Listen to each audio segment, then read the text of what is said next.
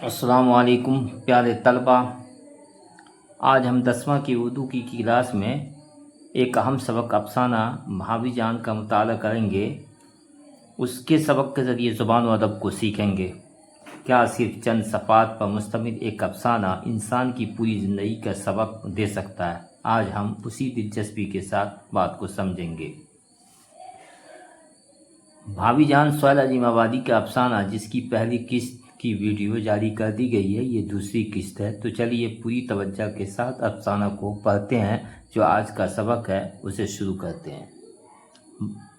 بھابھی سے میری صرف دوسری یا تیسری ملاقات تھی، البتہ خط و کتابت بہت زیادہ تھی، لیکن 3 دن ساتھ رہ کر معلوم ہوا کہ وہ آدمی نہیں مشین تھی۔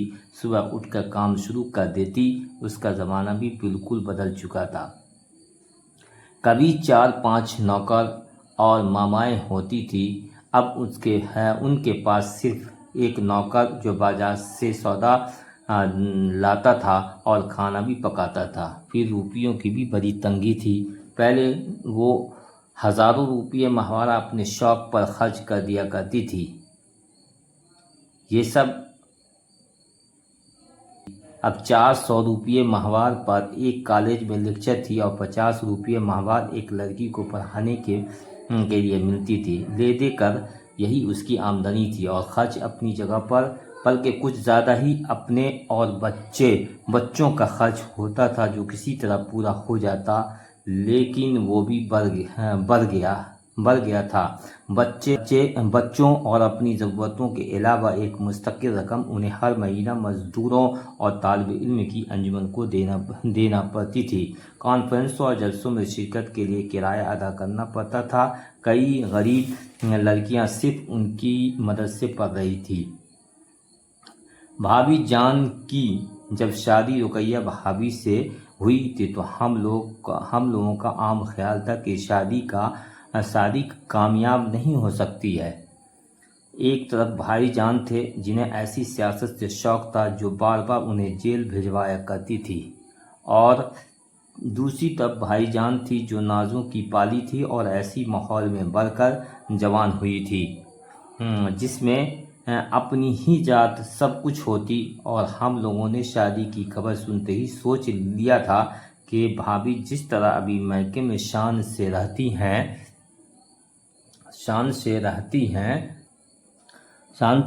ہیں رہا کریں گی، اور بھابھی جان جیل میں رہیں گے۔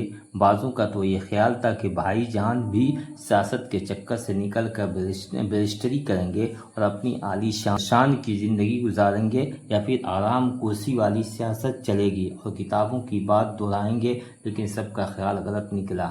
بھائی جان نے رقیہ بھابھی کو اپنے رنگ میں جلد ہی رنگ دیا، اور وہ قدم بقدم ساتھ چلنے لگی۔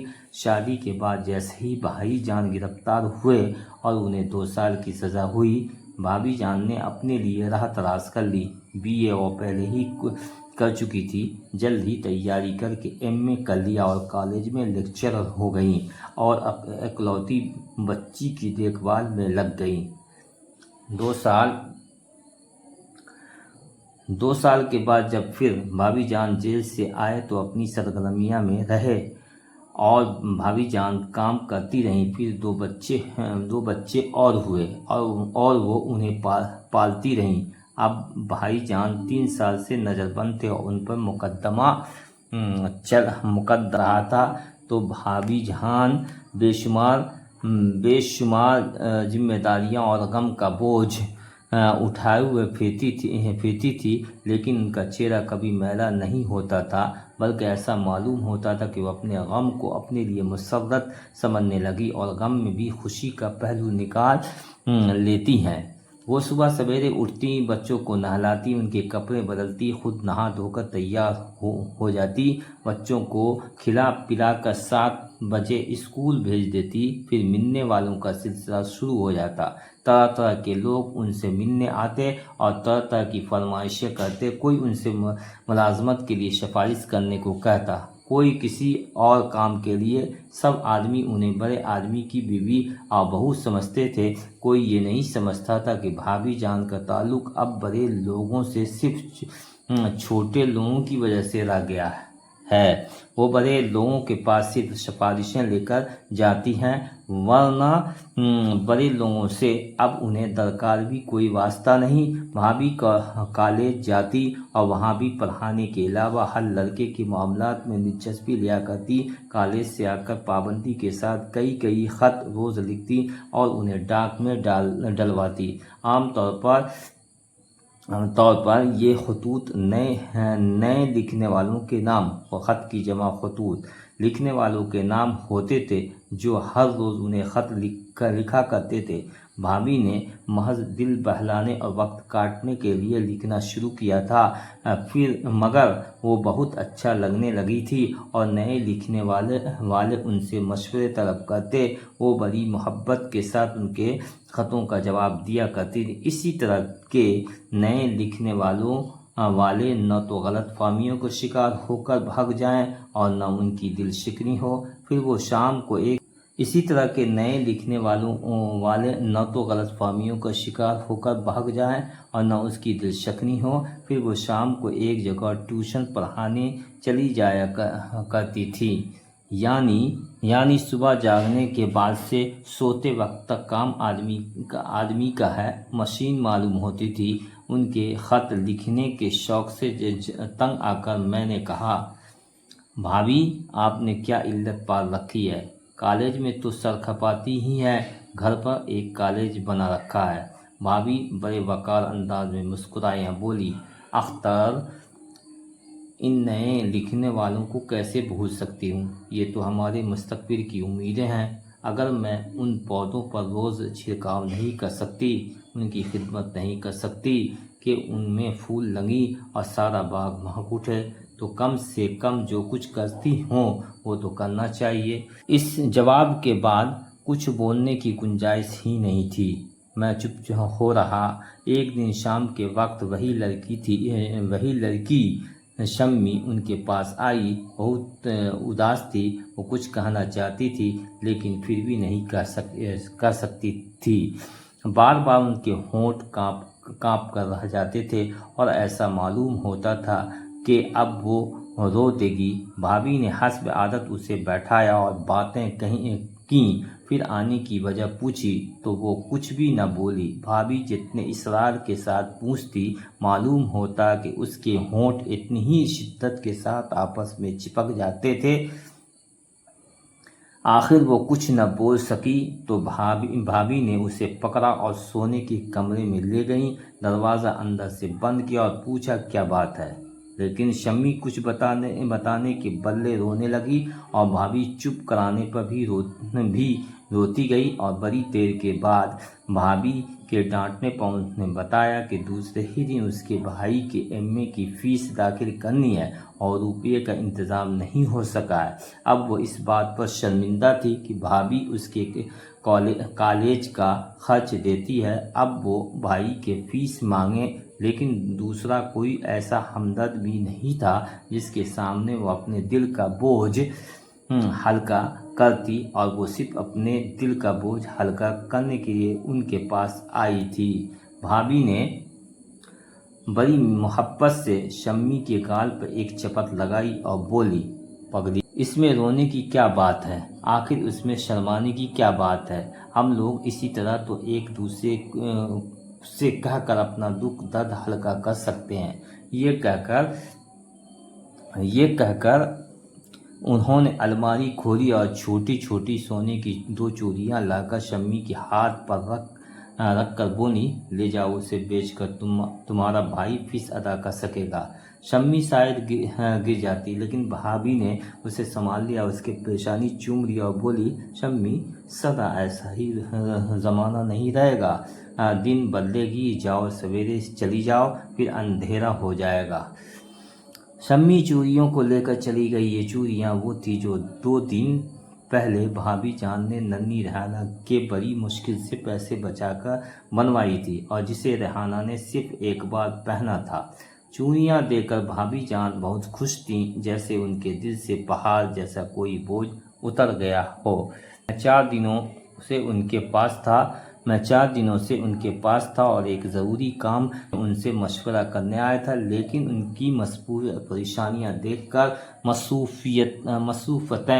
مصروفتیں اور پریشانیاں دیکھ کر نہ موقع ملا اور نہ ہمت ہو سکتی، اور میں نے سوچ لیا کہ بھائی سے بغیر کوئی مشورہ کیے مدد مانگے واپس جاؤں گا، حالانکہ میں اچھی طرح جانتا ہوں کہ صرف وہی ایسا آدمی تھی جو اس سلسلے میں میری مدد کر سکتی تھی، لیکن میں نے فیصلہ کر لیا کہ ان سے ہرگز نہیں کہوں گا۔ آخر بھائی نے خود ہی کہا، تم 4 دنوں سے آئے ہو لیکن کوئی بات تک نہیں کی۔ میں نے کہہ دیا، میں صرف ٹہلنے اور آپ سے ملنے آیا تھا بھابھی۔ پھر وہ بولیں اور تمہاری شادی کا کیا ہوا؟ سنا ہے کہ تم میں اور تمہارے گھر والوں میں شادی کے مسئلے پر سخت اختلاف ہو گیا ہے۔ جی ہاں، شادی کرنے کا مطلب ہے کہ یا تو میں امی کی پسند کے مطابق ایک احمق لڑکی سے شادی کر لوں یا پھر چپ بیٹھا رہوں۔ اور وہ جمیلہ، تم تو جمیلہ سے شادی کرنا چاہتے تھے، اور وہ جمیلہ تم تو جمیلہ سے شادی کرنا چاہتے تھے نا؟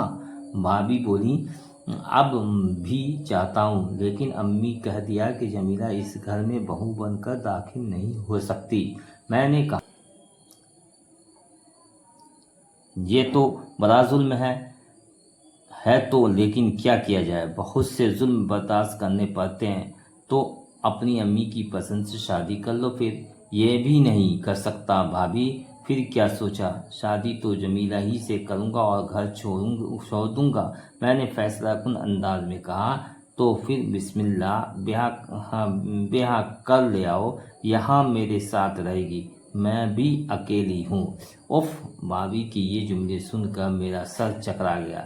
یہ عورت ہے یا عزم و ہمت کا ستون، ہر روز ایک نیا بوجھ لیے بڑھائے جاتے ہیں۔ خود اپنی ضرورتیں اور ذمہ داریاں کیا کم ہیں، مگر ہمت ہے کیا کم ہے، اور صرف ہمت کے سہارے شوہر کی دوری، نظر بندی کا غم ہنس ہنس کر بھلائی جاتی ہے۔ میں نے سوچ سمجھ کر جواب دیا، میں بھی یہی سوچ رہا تھا، لیکن ابھی دیر ہوگی بھابھی، جمیلہ بیمار ہے ابھی۔ جمیلہ بیمار نہیں تھی، بالکل اچھی تھی، لیکن اگر میں یہ نہیں کہتا تو وہ پھر ضد پر آ جاتی۔ حالانکہ حقیقت یہ تھی کہ میں نے فیصلہ کیا تھا کہ بھابھی سے مشورہ کرنے کے بعد ہی جمیلہ سے شادی کر لوں گا اور اسے ان کے پاس رکھ کر کہیں تلاش روزگار میں نکلوں گا۔ بھابھی جمیلہ کی بیماری کی خبر سن کر بہت افسوس کرنے لگی اور بولی، سچ مچ جمیلہ بڑی پیاری لڑکی ہے۔ پھر میں باہر چلا گیا اور سوچا کہ رات کی گاڑی سے چلا جاؤں گا۔ 4 بجے واپس آیا تو دیکھا کہ بھابھی جان بہت اداس بیٹھی ہیں، ان کے ہاتھ میں ایک تار جس کو وہ ہاتھ میں لیے ہوئے بس دیکھتی جا رہی ہیں۔ ان کے چہرے کا گورا رنگ بالکل سنولایا ہوا تھا۔ میں چپ چاپ ان کے پاس جا کر بیٹھ گیا اور پوچھا، تار کیسا ہے بھابھی جان؟ اختر! بھابھی جان نے تار میرے ہاتھ میں دے دیا، میز پر سر رکھ کر پھوٹ پھوٹ کر بچوں کی طرح رونے لگی۔ میں تار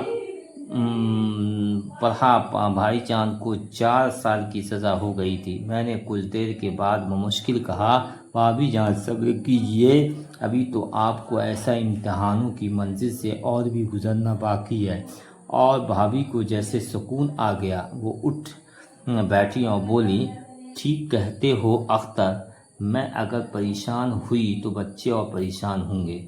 اتنا کہہ کر وہ اٹھی اور منہ ہاتھ دھونے چلی گئی۔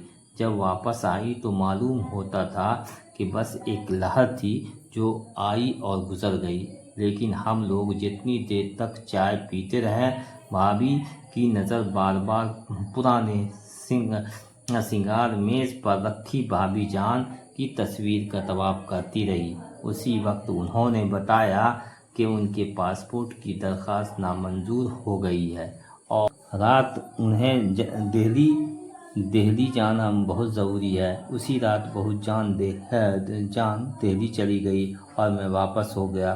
رات کے سناٹے میں ریل گزرتی جا رہی تھی اور مجھے ایسا معلوم ہوتا تھا کہ اندھیرے رات میں بھابھی جان مجھے روشنی دکھا رہی تھی۔ ریل تیزی کے ساتھ گزرتی جا رہی تھی اور میرے دل میں نئے ارادے، نئے حوصلے پیدا ہو رہے تھے، نئی امیدیں اور نئی امنگ جاگ رہی تھی۔ یہ ہے سہیل عظیم آبادی کے افسانہ بھابھی جان۔ امید ہے کہ آپ لوگوں کو اچھا لگا ہوگا۔ اگر اچھا لگا ہو تو لائک اور شیئر کر دیں گے۔ السلام علیکم، خدا حافظ۔